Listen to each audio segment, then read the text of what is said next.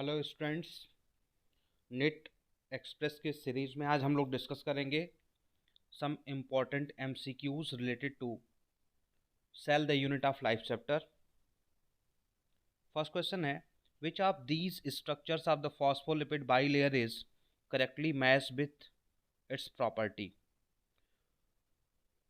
Option first है phosphate head hydrophobic. No, जो phosphate head होता है वो हाइड्रोफिलिक होता है और जो टेल्स होते हैं वो हाइड्रोफोबिक होते हैं। Phosphate head hydrophilic, very yes. Lipid tail hydrophilic, no, hydrophobic होता है। Lipid tail polar, no, lipid tail जो होता है वो हाइड्रोफोबिक के साथ नॉन पोलर होता है। तो करेक्ट ऑप्शन होगा इसमें फर्स्ट का बी। नेक्स्ट क्वेश्चन है, what is the space between the two membrane of the nuclear envelope? The space between two membrane of nuclear envelope is known as perinuclear space. So the correct option is C. Next question, which of these cells lack a nucleus? Thrombocytes in humans, thrombocytes के पास nucleus होता है। Lymphocytes of primates, इसके पास भी nucleus होता है। Sieve tube cells of vascular plants, sieve tubes जो होती है उसके पास न्यूक्लियस नहीं होता है। सीव ट्यूब के पास कंपाउंड साइटोप्लाज्म होता है जो कनेक्टेड होता है एडजेसेंट सेल कंपेनियन सेल से। कंपेनियन सेल के न्यूक्लियस से ही सीव ट्यूब के साइटोप्लाज्म के जो कंपोनेंट्स होते हैं वो काम करते हैं। तो करेक्ट ऑप्शन इसमें हो जाएगा सी वाला, इपिथेलियल सेल के पास न्यूक्लियस होता है। करेक्ट ऑप्शन है सी। नेक्स्ट क्वेश्चन है, which of these is an important constituent of the nuclear matrix? Nuclear matrix में क्या पाया जाएगा? तो न्यूक्लियर मैट्रिक्स में इसमें ऑप्शन दिया हुआ है क्रोमेटिन, यस पाया जाएगा। राइबोसोम साइटोप्लाज्म में पाया जाता है। माइटोकॉन्ड्रिया साइटोप्लाज्म में पाया जाता है। सेंट्रोसोम भी साइटोप्लाज्म का ऑर्गेनेल है। तो करेक्ट ऑप्शन हो जाएगा ए वाला, क्रोमेटिन। नेक्स्ट क्वेश्चन है, What is the site of rRNA synthesis within a cell? Ribosomal RNA की सिंथेसिस सेल के अंदर न्यूक्लियस में एक साइट होती है न्यूक्लियोलस, जिसके ऊपर होता है, जो कि एक spherical non membrane bound dense body होती है। तो करेक्ट ऑप्शन हो जाएगा, ओपन एंड शट केस है, बी वाले में दिया हुआ है न्यूक्लियोलस। फर्स्ट क्रोमेटिन, क्रोमेटिन में rRNA की सिंथेसिस नहीं होती है। Peri nuclear space, space between two membrane of nucleus होता है, इसमें भी rRNA की सिंथेसिस नहीं होती है। सेंट्रोसोम में भी rRNA की सिंथेसिस नहीं होगी। करेक्ट ऑप्शन है बी वाला। नेक्स्ट क्वेश्चन है, which of these organelles are not membrane bound? Not membrane bound organelles तीन होते हैं सेल के अंदर, एक है राइबोसोम, एक है सेंट्रोसोम, एक है न्यूक्लियोलस। तो करेक्ट ऑप्शन इसमें हो जाएगा nucleolus. Mitochondria double membrane bound structure होता है। एंडोप्लाज्मिक रेटिकुलम भी मेम्ब्रेन बाउंड ऑर्गेनेल्स की कैटेगरी में आता है। लाइसोसोम भी सिंगल मेम्ब्रेन बाउंड ऑर्गेनेल्स की कैटेगरी में आता है। तो करेक्ट ऑप्शन हो जाएगा 6 में सी। नेक्स्ट क्वेश्चन है, which is the primary constriction for every visible chromosome? Chromosomes में जो प्राइमरी कॉन्स्ट्रिक्शन होता है उसको हम लोग सेंट्रोमियर कहते हैं। तो करेक्ट ऑप्शन हो जाएगा इसमें ए वाला। राइबोसोम क्रोमोसोम का पार्ट नहीं है, राइबोसोम एक नॉन मेम्ब्रेन बाउंड ऑर्गेनेल होता है। काइनेटोकोर्स की बात करें तो kinetochores spindle fibre attachment site होता है जो कि क्रोमोसोम के क्रोमेटिड्स पर पाया जाता है। हिस्टोन जो कि एक बेसिक प्रोटीन है, डीएनए से एसोसिएटेड रहती है। क्रोमेटिन का फॉर्मेशन यूकैरियोटिक सेल का फीचर होता है। तो करेक्ट ऑप्शन इसमें हो जाएगा 7 का ए। नेक्स्ट क्वेश्चन है, which form of chromosome has two equal arms? Two equal arms metacentric chromosome में होता है। टीलोसेंट्रिक क्रोमोसोम में जो सेंट्रोमियर होती है वो एक एंड पर पाई जाती है और एक बड़ी सी क्रोमेटिड आर्म होती है। एक्रोसेंट्रिक में जो सेंट्रोमियर होता है वो एक टिप की तरफ होता है, एक छोटी आर्म बनती है और एक बड़ी आर्म बनती है। सब मेटासेंट्रिक में सेंटर से थोड़ा हटके होता है, slightly away from the centre centromere, जिससे एक थोड़ी बड़ी आर्म और एक थोड़ी छोटी आर्म बनती है। मेटासेंट्रिक के केस में जो सेंट्रोमियर की लोकेशन होती है एग्जैक्ट सेंटर में होती है, जिससे दोनों ही आर्म्स क्या होते हैं, एक बराबर होते हैं। तो इसमें करेक्ट ऑप्शन हो जाएगा डी वाला।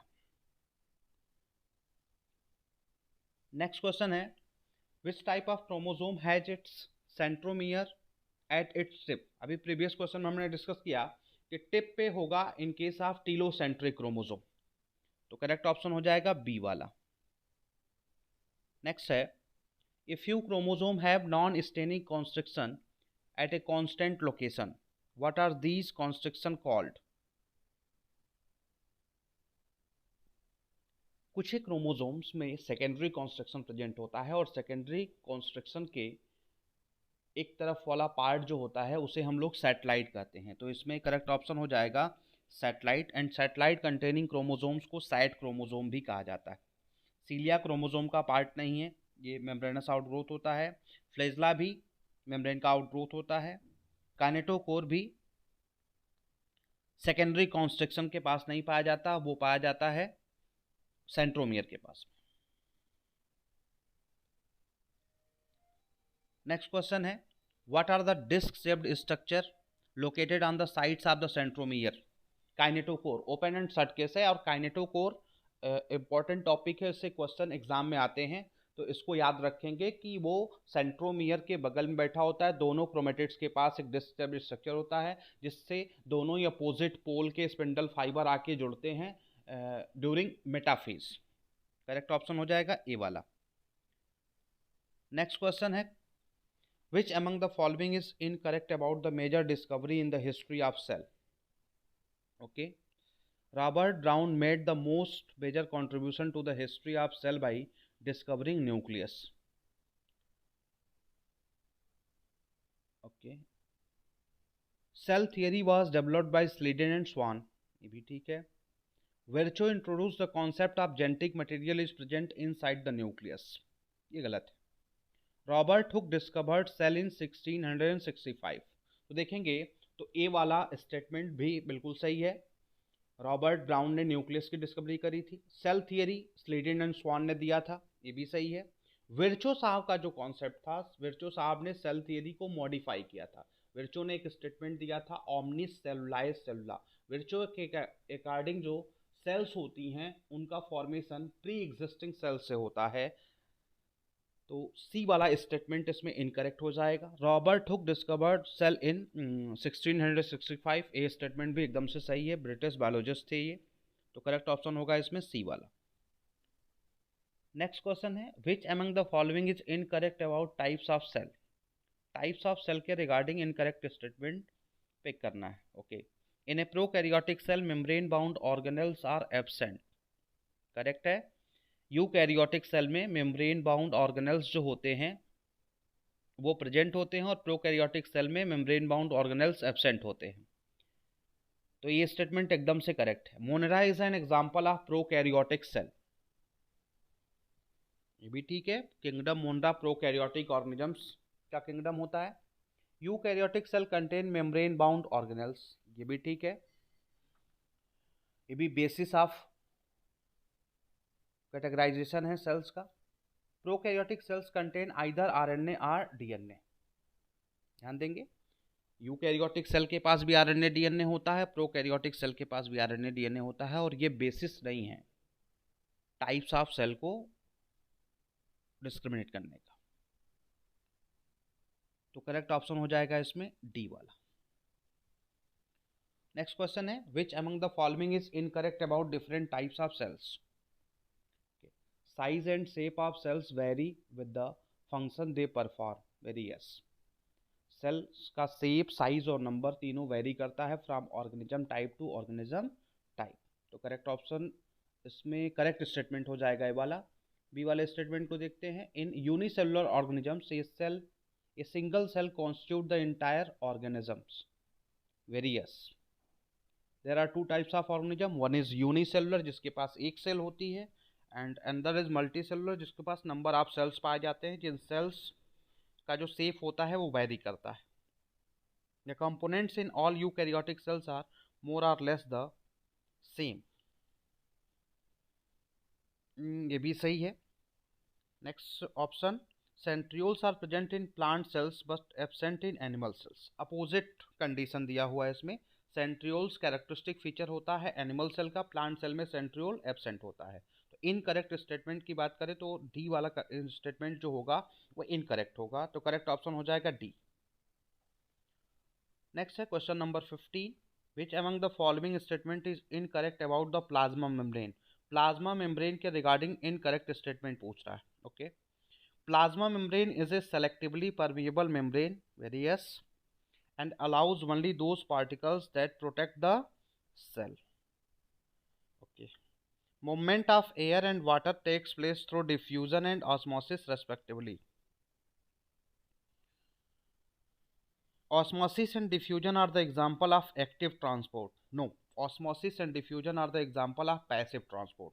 C option is incorrect option. Active transport takes place through use of energy, very yes. Active transport में एनर्जी लगती है, पैसिव ट्रांसपोर्ट में एनर्जी नहीं लगती है।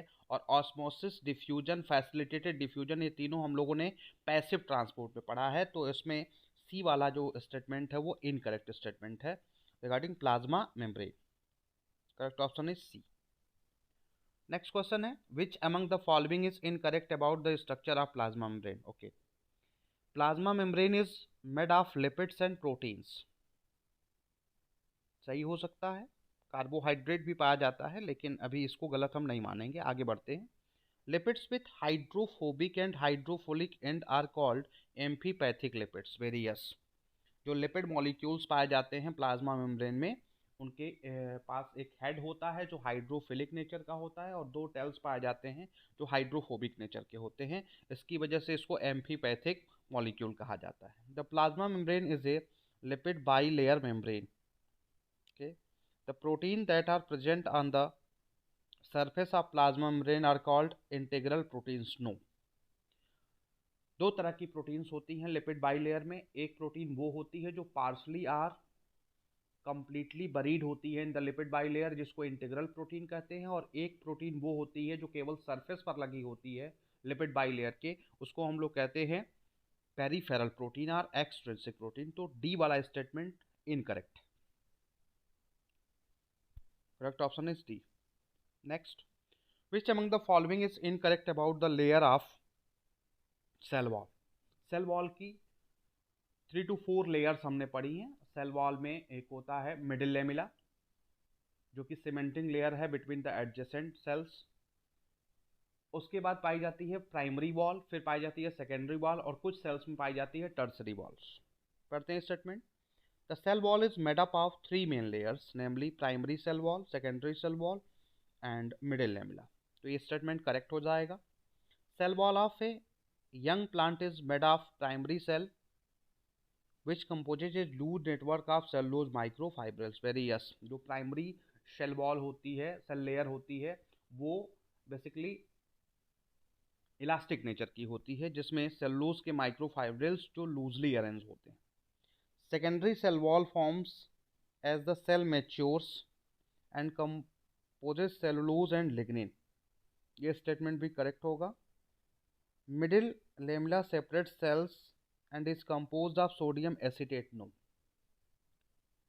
Calcium and magnesium pectate important constituent होता है मिडिल लेमिला का, यहीं पर यह स्टेटमेंट गलत हो जाता है। सोडियम कहीं पर भी नहीं पाया जाता है मिडिल लेमिला में। तीनों स्टेटमेंट ऊपर वाले करेक्ट है। प्राइमरी सेल वॉल जो होता है वो इलास्टिक नेचर का होता है, वहाँ पर सेलुलोज की मात्रा कम पाई जाती है, हेमी सेलुलोज और पैक्टिन की मात्रा जो कि सॉफ्ट सब्सटेंसेस होते हैं ज़्यादा पाई जाती है। और सेकेंडरी सेल वॉल का फॉर्मेशन होता है जिसमें सेलुलोज की मात्रा भी बढ़ जाती है, हेमी सेलुलोज एकदम नहीं होता है, पैक्टिन ना के बराबर होता है, और लिग्निन की मात्रा बढ़ जाती है, लिग्निन का डिपोजिशन हो जाता है। लिग्निन को हम बोलते हैं सेकेंडरी वॉल मटेरियल। तो तीनों स्टेटमेंट ऊपर वाले सही हैं। लास्ट वाला स्टेटमेंट क्या है, गलत है, क्योंकि यहाँ पर सोडियम एसिटेट की बात कर रहा है, बल्कि वहाँ एसिटेट नहीं पैक्टेट होता है, और पैक्टेट भी किसका, कैल्शियम का और मैग्नीशियम का। तो करेक्ट ऑप्शन हो जाएगा डी वाला। नेक्स्ट क्वेश्चन है, which among the following is incorrect about endoplasmic reticulum. Endoplasmic reticulum के रिगार्डिंग इनकरेक्ट स्टेटमेंट इसमें फिल्टर करना है। These are complex network of membrane bounded tubules. Okay, endoplasmic reticulum के 3 components होते हैं, एक होती है सिस्टर्नी, एक होता है ट्यूब्यूल्स और एक होता है vesicles. They are classified as smooth and rough endoplasmic reticulum. Various endoplasmic reticulum दो तरह का होता है, एक होता है स्मूथ जिसके सरफेस पर राइबोसोम्स नहीं पाए जाते हैं, एक होता है रफ जिसके सरफेस पर राइबोसोम्स पाए जाते हैं। राइबोसोम की प्रेजेंस की वजह से जो रफ एंडोप्लाज्मिक रेटिकुलम होता है वो प्रोटीन की सिंथेसिस, प्रोटीन के सिक्रेशन में रोल प्ले करता है, और जो स्मूथ एंडोप्लाज्मिक रेटिकुलम होता है उसमें हमने पढ़ा है कि वो लिपिड की सिंथेसिस और लिपिड की प्रोसेसिंग में अपना रोल प्ले करता है। नेक्स्ट स्टेटमेंट बोल रहा है smooth endoplasmic reticulum has ribosome attach to their surface and act as a site of protein synthesis. यहीं पर ये स्टेटमेंट गलत हो जाता है, क्योंकि स्मूथ एंडोप्लाज्मिक रेटिकुलम की जो कंडीशन होती है उसके जस्ट अपोजिट इस स्टेटमेंट में बात कही गई है, तो सी वाला स्टेटमेंट इनकरेक्ट है, ऑप्शन हमें मिल गया। फिर भी डी वाले स्टेटमेंट को पढ़ते हैं। बोल रहा है rough endoplasmic reticulum is connected by nuclear membrane at one end and Golgi apparatus on the other end. Very yes, जो रफ एंडोप्लाज्मिक रेटिकुलम होता है बेसिकली वो इन कॉन्टिन्यूएशन होता है आउटर न्यूक्लियर मेम्ब्रेन के, और वहाँ पर प्रोटीन सिंथेसाइज होती है, प्रोटीन की प्रोसेसिंग होती है, उसके बाद से वहाँ से जो वेसिकल्स पिंच ऑफ होते हैं वो जाते हैं टुवर्ड्स गोल्गी बॉडी। तो डी वाला स्टेटमेंट एकदम से करेक्ट होगा। इसमें 18 नंबर ऑफ क्वेश्चन के जो ऑप्शन होंगे वो ऑप्शन होगा वो बेसिकली सी वाला हो जाएगा। Correct option is C. Next question है which among the following is incorrect about prokaryotic cell. Prokaryotic cell के रिगार्डिंग हमें इनकरेक्ट स्टेटमेंट देखना है। In prokaryotic cell cell compartmentalization is absent. Very yes, यहाँ पर मेम्ब्रेन बाउंड ऑर्गेनेल्स के न होने की वजह से इंटरनल कंपार्टमेंटलाइजेशन साइटोप्लाज्म में एग्जिस्ट नहीं करता है, जो कि यूजुअल फीचर है किसका, यूकैरियोटिक सेल का। यूकैरियोटिक सेल में सेल के अंदर भी डिवीजन ऑफ लेबर पाया जाता है, क्योंकि वहां पर number of membrane bound organelles पाए जाते हैं। नेक्स्ट ऑप्शन है genetic material is scattered in the nucleus. ये भी ठीक है, क्योंकि न्यूक्लियस के पास कोई इसकी अपनी इन्वेलप नहीं होती है। Protista is an example of prokaryotic cell. ये स्टेटमेंट गलत हो गया। According to R S. Whittaker prokaryotic organisms का किंगडम है किंगडम मोनेरा। प्रोटिस्टा में यूनिसेलुलर यूकैरियोटिक ऑर्गेनिजम्स को रखा गया है। प्लांटी भी यूकैरियोटिक किंगडम है, फंजाई भी यूकैरियोटिक किंगडम है, और एनिमेलिया भी यूकैरियोटिक किंगडम है। तो यहीं पर ये स्टेटमेंट क्या हो जाता है, गलत हो जाता है, और इस क्वेश्चन के अकॉर्डिंग ऑप्शन हमारा करेक्ट होगा सी वाला। नेक्स्ट ऑप्शन दिया हुआ है prokaryotic cell has a cell membrane. बेटा सेल कोई भी होगी तो उसके पास सेल मेम्ब्रेन होगा, चाहे वो प्रोकैरियोट हो चाहे वो यूकैरियोट हो। तो ऑप्शन इसका सी है। नेक्स्ट क्वेश्चन है which among the following is incorrect about vacuoles. Vacuoles के रिगार्डिंग इनकरेक्ट स्टेटमेंट आपको यहाँ पर फिल्टर करना है। Vacuoles are fluid filled membrane bound सैक्स।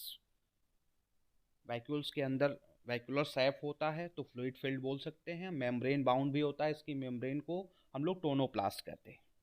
तो पहला वाला स्टेटमेंट क्या है, correct. They consist of water and sap consisting of mineral, sugar, amino acids and proteins. Okay, the function of vacuole differ from one organism to other. Okay, vacuoles in plants are not membrane bound and therefore they occupy most of the cell. ध्यान देंगे, vacuoles के पास membrane होता है, और D वाले statement में बोल रहा है कि वैक्यूल के पास मेम्ब्रेन नहीं होता है। तो डी वाला स्टेटमेंट ही क्या है, इनकरेक्ट है। रेस्ट ऑफ द जो 3 स्टेटमेंट्स में जो कंडीशंस मेंशन की गई हैं वो वैक्यूल की कंडीशन होती है, तो इसलिए हम ऑप्शन डी के साथ जाएंगे। Correct option is D. Next, which among the following is incorrect about lysosome. Lysosome के रिगार्डिंग इनकरेक्ट स्टेटमेंट की बात पूछी जा रही है इस क्वेश्चन में। पढ़ते हैं option. These are membrane bound vesicles that contain digestive enzyme. Yes, lysosome के अंदर जितने भी unwanted materials of cell cytoplasm होते हैं वो जाते हैं, और उसका लाइसोसोम क्या करता है, डाइजेशन करता है, जिसके लिए उसके पास डाइजेस्टिव एंजाइम्स पाए जाते हैं जो हाइड्रोलिसिस रिएक्शन कराते हैं, और हाइड्रोलिसिस के तहत उन सभी कॉम्प्लेक्स पॉलीमर्स को तोड़ तोड़ के सिंपलेस्ट मोनोमर में कन्वर्ट करते हैं। लाइसोसोम का जो पीएच होता है वो एसिडिक होता है, इसलिए यहाँ पर पाए जाने वाले एंजाइम्स को एसिड हाइड्रोलेजेस कहा जाता है। जैसे लिपिड को तोड़ने के लिए लाइपेज पाया जाता है, प्रोटीन को तोड़ने के लिए प्रोटीएज पाया जाता है, कार्बोहाइड्रेट को तोड़ने के लिए ग्लाइकोसिडेज पाया जाता है, न्यूक्लिक एसिड को तोड़ने के लिए न्यूक्लियेज पाया जाता है, फॉस्फेट कंटेनिंग कंपाउंड को तोड़ने के लिए फॉस्फेटेज पाया जाता है। तो ये सब चीफ एंजाइम्स हैं जो एसिड हाइड्रोलाइसिस की कैटेगरी में आती हैं, जो लाइसोसोम के अंदर पाए जाते हैं। तो वेरी फर्स्ट जो स्टेटमेंट है वो करेक्ट है। नेक्स्ट है, they are double membrane and are isolated from their neighbouring environment. No, lysosome जो होता है वो सिंगल मेम्ब्रेन बाउंड ऑर्गेनेल होता है। कहीं नोट कर लेंगे कि सेल के अंदर 3 ऑर्गेनेल हैं जो कि डबल मेम्ब्रेन बाउंड होते हैं। एक होता है माइटोकॉन्ड्रिया, एक होता है क्लोरोप्लास्ट और एक होता है न्यूक्लियस। 3 ऐसे ऑर्गेनेल हैं जो नॉन मेम्ब्रेन बाउंड होते हैं। एक है राइबोसोम, एक है सेंट्रोसोम और एक है न्यूक्लियस के अंदर पाया जाने वाला न्यूक्लियोलस। 3 ऐसे कंपार्टमेंट हैं जिनके पास डीएनए पाया जाता है। एक है माइटोकॉन्ड्रिया, एक है क्लोरोप्लास्ट और एक है न्यूक्लियस जहां पर डीएनए प्रेजेंट होता है। तो जो सेकेंड स्टेटमेंट है वो एकदम से क्या है, गलत है। ऑप्शन हमें मिल गया है, फिर भी हम रेस्ट ऑफ द स्टेटमेंट को पढ़ेंगे। The digestive enzymes present include protease, very yes, lipase, nucleases, glycosidases and phosphatases. C statement बिल्कुल करेक्ट है। The lysosome defend against bacterial and viral infection. Very yes, जो बैक्टीरिया और वायरस का इन्फेक्शन होता है उसमें लाइसोसोम का इंपॉर्टेंट रोल होता है जो सेल को प्रोटेक्ट करते हैं। तो करेक्ट ऑप्शन इसमें हो जाएगा बी वाला।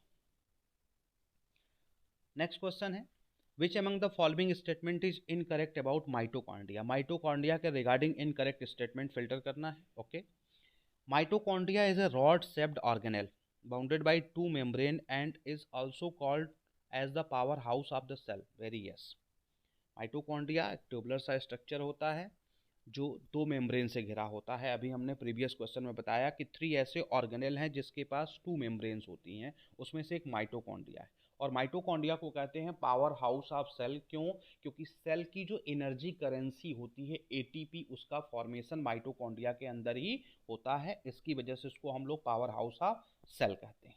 तो पहला स्टेटमेंट एकदम करेक्ट स्टेटमेंट है। सेकेंड स्टेटमेंट कह रहा है mitochondria has an outer membrane and inner membrane, Christian matrix. Very yes, ये सब माइटोकॉन्ड्रिया के पार्ट हैं। एक बाहर वाली मेम्ब्रेन होती है, एक अंदर वाली मेम्ब्रेन होती है। दोनों के बीच के स्पेस को हम लोग कहते हैं इंटर मेम्ब्रेन स्पेस, और इनर मेम्ब्रेन के अंदर वाले पूरे पार्ट को हम लोग मैट्रिक्स कहते हैं। इनर मेम्ब्रेन जो होता है वो सेवरल साइट्स पर फिंगर लाइक प्रोजेक्शंस क्रिएट किए होता है बाय द मेम्ब्रेन इन्वेजिनेशन, जिस इन्वेजिनेटेड स्ट्रक्चर को हम लोग क्रिस्टी कहते हैं। क्या कहते हैं? क्रिस्टी कहते हैं। नेक्स्ट ऑप्शन में नेक्स्ट स्टेटमेंट दिया हुआ है, the inner membrane of the mitochondria is highly folded and these folds provide greater surface area for the generation of ATP molecules. Very yes, एक क्रिस्टी की बात कर रहा है कि इनर मेम्ब्रेन सेवरल साइट्स पर क्या किया हुआ है, फोल्ड करके अंदर की तरफ फोल्ड किया हुआ है, जिससे सरफेस एरिया बढ़ा है।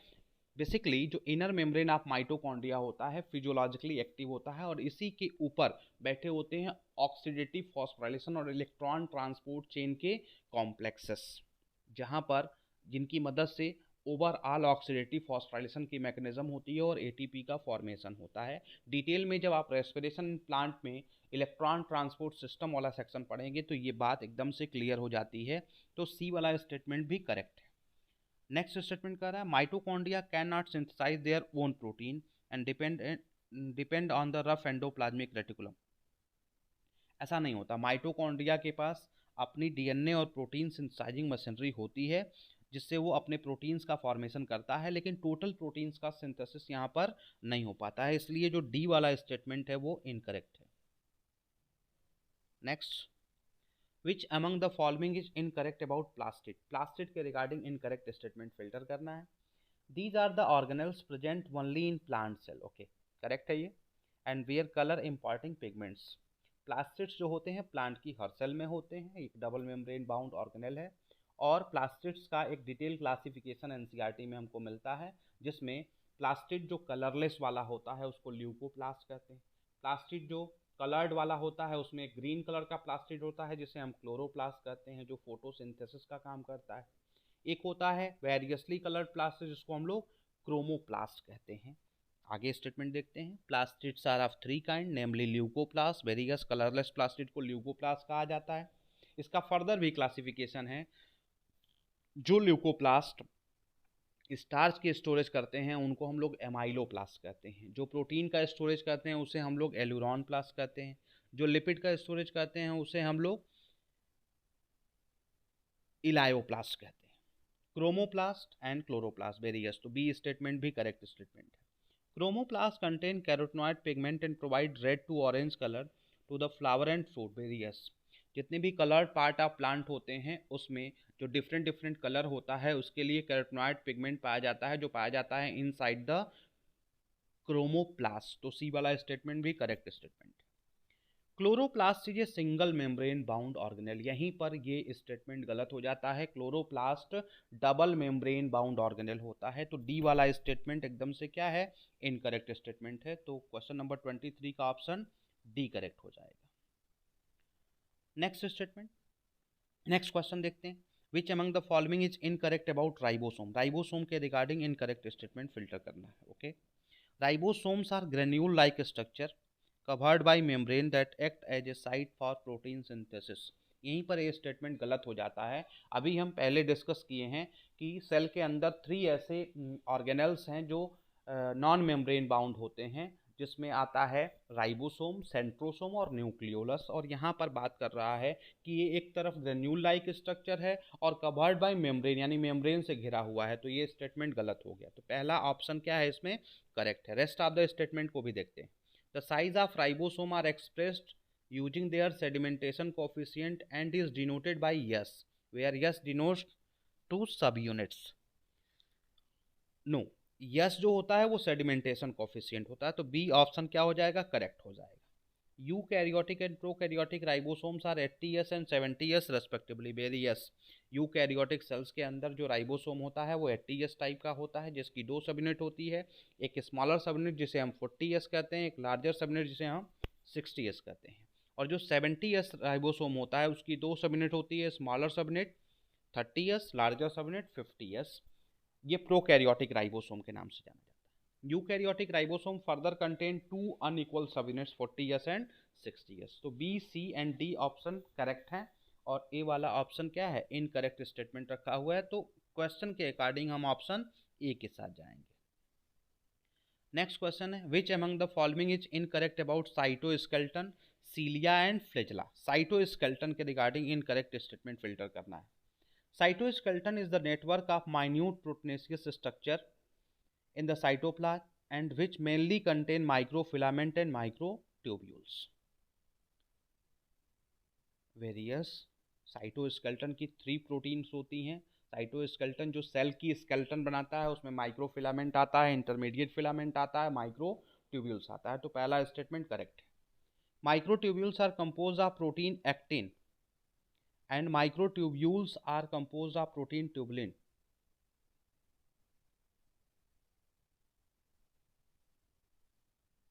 नो, माइक्रोट्यूब्यूल्स जो होता है वो एक्टिन का नहीं बना होता है, ये स्टेटमेंट ही गलत लिखा हुआ है। माइक्रोट्यूब्यूल्स एक बार लिख रहा है कि composed of protein actin, no, microfilament actin का बना होता है, यहीं पर बी स्टेटमेंट इनकरेक्ट हो जाता है, तो ऑप्शन इसका बी ही बनेगा। रेस्ट ऑफ द स्टेटमेंट को भी पढ़ते हैं। Cilia is present in large number of the body and only 1 or 2 flagella are present in an organism, very yes. Cilia का नंबर ज़्यादा होता है, सीलिया की साइज छोटी होती है, फ्लैजेला का नंबर कम होता है, फ्लैजेला की साइज क्या होती है, बड़ी होती है, ऐसा हमने पढ़ा है। Both flagella and cilia help in movement of organism, very yes. A, C and D are the correct statement and B is incorrect statement, तो 25 का ऑप्शन बी हो जाएगा। नेक्स्ट क्वेश्चन है, which among the following is an incorrect statement about the structure of nucleus. Nucleus के structure के regarding incorrect statement filter करना है, पढ़ते हैं।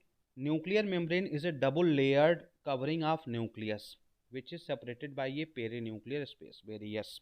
न्यूक्लियस की एक डबल मेम्ब्रेन बाउंड ऑर्गेनेल है जिसके पास एक आउटर मेम्ब्रेन होती है, एक इनर मेम्ब्रेन होती है।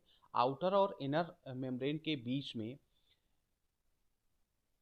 एक स्पेस पाया जाता है, जिस स्पेस को हम लोग बोलते हैं पेरीन्यूक्लियर स्पेस। जो आउटर और इनर मेम्ब्रेन कहीं कहीं पर फ्यूज करके सेवरल न्यूक्लियर पोर्स का फॉर्मेशन किया होता है, जो pore in between the cytoplasm and nucleoplasm substances का ट्रांसपोर्ट कराने में हेल्प करती है। Nuclear pores allows the transfer of materials and disturb the continuity of nuclear membrane, very yes. B statement भी करेक्ट स्टेटमेंट है। Nucleoplasm is also termed as karyolymph कह सकते हैं, क्योंकि न्यूक्लियस कैरियन टर्म से बना है, तो कैरियोलिम्फ यानी न्यूक्लियस का जो लिम्फ है वो क्या है, कैरियोलिम्फ हो सकता है। And act as a site for synthesis of DNA and RNA, C statement भी करेक्ट है। Nucleolus contain RNA, DNA, histone and non histone proteins. No, nucleoplasm के अंदर दो हिस्सा होता है, एक होता है क्रोमेटिन और एक होता है न्यूक्लियोलस।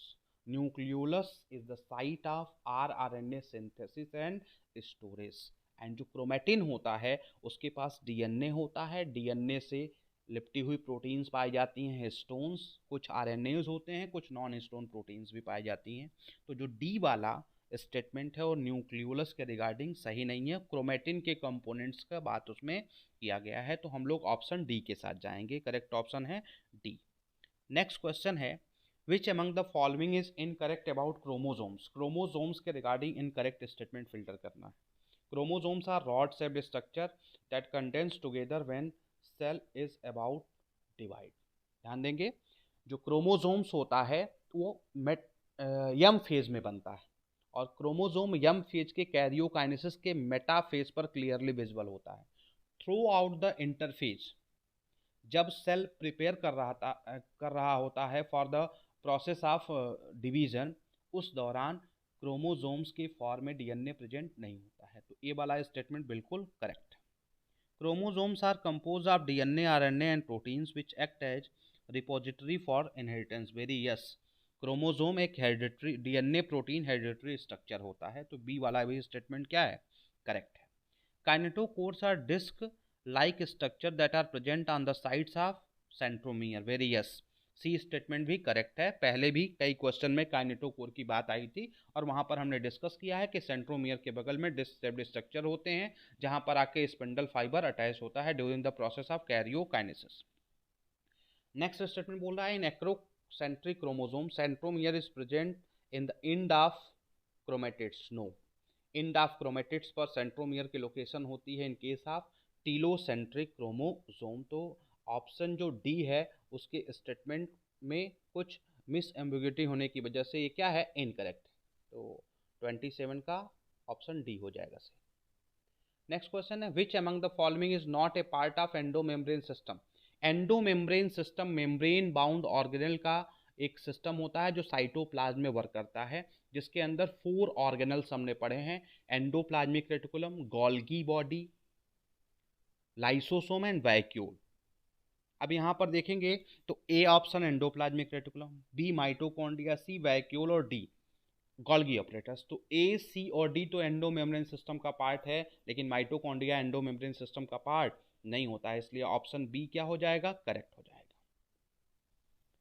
नेक्स्ट क्वेश्चन है, what is the meaning of omnis cellulae cellula. Rudolf Virchow ने 1855 में स्टेटमेंट दिया था, जो मॉडिफिकेशन ऑफ सेल थियरी के नाम से पब्लिश हुआ। जो स्लीडन और स्वान की सेल थियरी थी उसमें ये तो बताया गया था कि all the organisms are made up of cells and their product, लेकिन ये बात नहीं बताई गई थी कि उन ऑर्गेनिजम्स के पास जो सेल्स हैं वो कहाँ से आती हैं। इस बात को ऐड किया था किसने, रुडोल्फ विर्चो ने बताया omnis cellulae cellula, meaning cells are originated from pre existing cells. तो इसमें करेक्ट ऑप्शन हो जाएगा डी वाला, 29 का डी।